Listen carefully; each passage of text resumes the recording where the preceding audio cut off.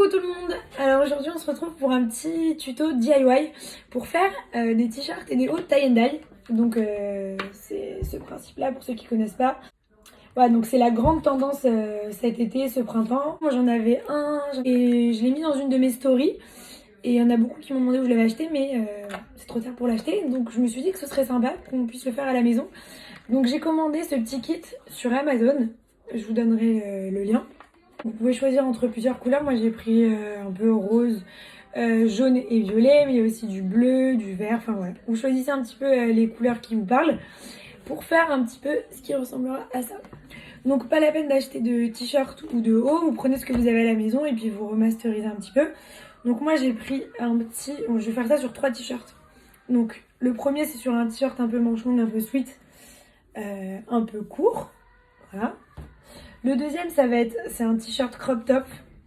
Je vous mettrai les liens si vous les voulez. Hein. Un petit crop top large, ça va être super joli pour l'été, le printemps. Plutôt l'été là.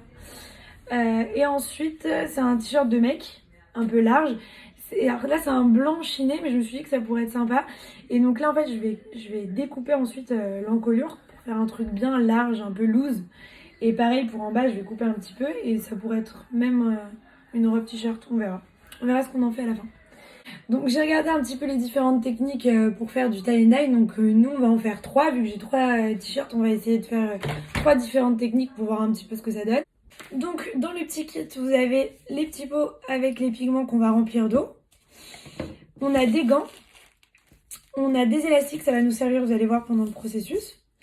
J'ai recouvert le bureau d'un sac poubelle pour pas l'abîmer. Et vous avez un petit fascicule qui vous donne quelques petits exemples. Mais moi, ça y est, j'ai trouvé les miens. Donc, j'ai bien mélangé tous mes petits pigments jusqu'à l'obtention d'un liquide assez homogène. Avec plus de poudre. Il faut bien vérifier qu'il n'y ait plus de pigments au fond. Donc, on fait la même chose avec tous les... Je vais rapprocher. Avec tous les pigments. Donc, première technique. On va allonger son t-shirt, on va le mettre à plat et vous allez faire un petit peu n'importe quoi, le mettre un petit peu comme ça en rond en le ramassant. Voilà. Quelle couleur on va mettre?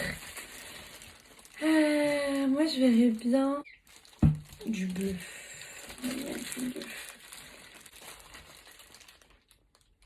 Oh là là, ça fait des petites perles. C'est jamais comme dans les vidéos. Je sais pas si vous avez remarqué quand on fait des trucs chez nous. C'est jamais pareil. J'espère que chez vous ça fera pas la même chose. Bon. Je vais appuyer. Voilà. Et on va faire la même chose de l'autre côté. Hop là. Ça fait encore des petites perles, je sais pas pourquoi. Ce qui est bien, c'est qu'au moins il y a vachement de liquide. Vous pouvez le faire sur plein de t-shirts. Alors après, il faudra le laisser pénétrer pendant 6 à 8 heures. Voilà, et de 1. Celui-ci, on va le mettre de côté. Je vais le mettre dans un sac plastique et j'arrive tout de suite. Entre temps, on nettoie bien son plan de travail pour plus qu'il y ait de traces de bleu. Normalement, avec le plastique, ce qui est bien, c'est que ça reste pas. On va partir maintenant sur le petit sweat écru. Voilà. Donc celui-ci, je me suis dit que ce serait sympa, vu qu'il est écru, de faire un petit rappel et de mettre du jaune et pourquoi pas du bleu aussi dessus. Donc, cette fois, on va utiliser la technique du tourbillon. Je vais l'appeler comme ça. En gros, ce que vous allez faire, c'est que vous allez commencer à prendre le milieu du haut et de tourner comme ça pour former un petit tourbillon, tout simplement comme les tornades, vous voyez. Une fois que c'est à peu près fait, vous allez pouvoir placer les élastiques. Vous allez obtenir une sorte de cercle, de rond comme ça, avec des élastiques. Donc comme si vous avez découpé un fromage, une pizza. Donc on a ça, ça va être notre base. Et ensuite, on va rajouter les pigments donc dans chaque quartier. Hop, on mettait comme ça. On en met. Ensuite, vous remplissez un autre quartier. Moi, je le mets un peu en face. Ensuite, on a dit qu'on mettrait du bleu. Je trouve que le jaune et le bleu, ça va bien ensemble. Et le troisième, on le fera en rouge. On va faire la même chose de l'autre côté. Ça a déjà un petit peu imprégné, mais on va faire la même chose. Si vous n'êtes pas sûr de votre move, pour la première fois, il vaut mieux prendre un t-shirt auquel vous tenez pas forcément. Je suis en train de me le dire au fur et à mesure là du tuto. Ok, donc une fois qu'on a terminé ça, on va tout simplement le mettre dans un sac plastique et on va le découvrir dans 7 heures à peu près. Ils disent 6 à 8 heures, donc 7 heures, donc une nuit quoi. Voilà, vous prenez un sac de congèle, hein, vous ne prenez pas la tête. Vous le mettez à l'intérieur et au repos pendant 7 heures. Donc maintenant, on va utiliser le petit crop top blanc et on va lui mettre cette fois-ci du rouge. Je sens que ça va être sympa. On va faire des sortes de petits chignons, comme ça. Et ce sera ces petits chignons qu'on va colorer en rouge. Donc on le froisse un petit peu et on fait des petits chignons comme ça, petits macarons. Un peu de manière irrégulière. C'est ça qui va faire que ce sera joli. Donc on en met un petit peu partout. Donc maintenant tous les petits hauts de ces chignons, tout simplement on va leur mettre du pigment. Du coup on essaie d'être un peu délicat pour le coup, pour pas que ce soit n'importe quoi. Et on commence à mettre du pigment.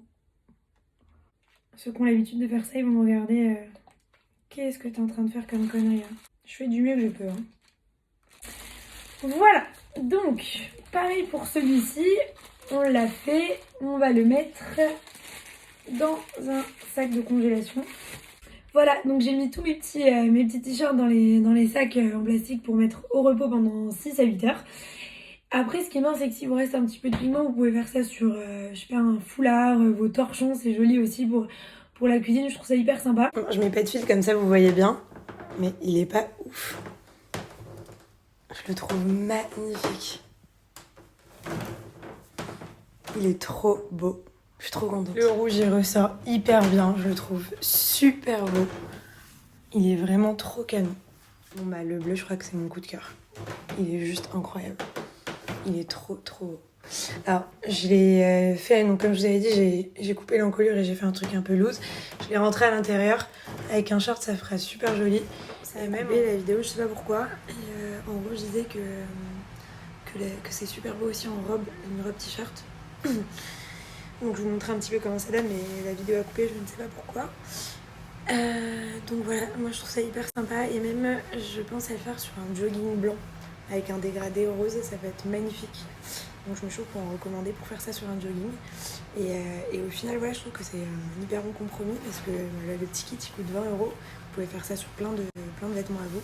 Les petits t-shirts, je les avais commandés sur ASOS à 4 €, 5 €. Au final, ça vous fait des super beaux hauts tie and dye à rien du tout. Et en plus, c'est vous qui les avez fait.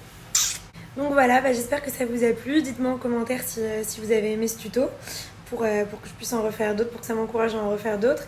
Et envoyez-moi vos photos, je vous reposterai si vous avez réalisé le tuto.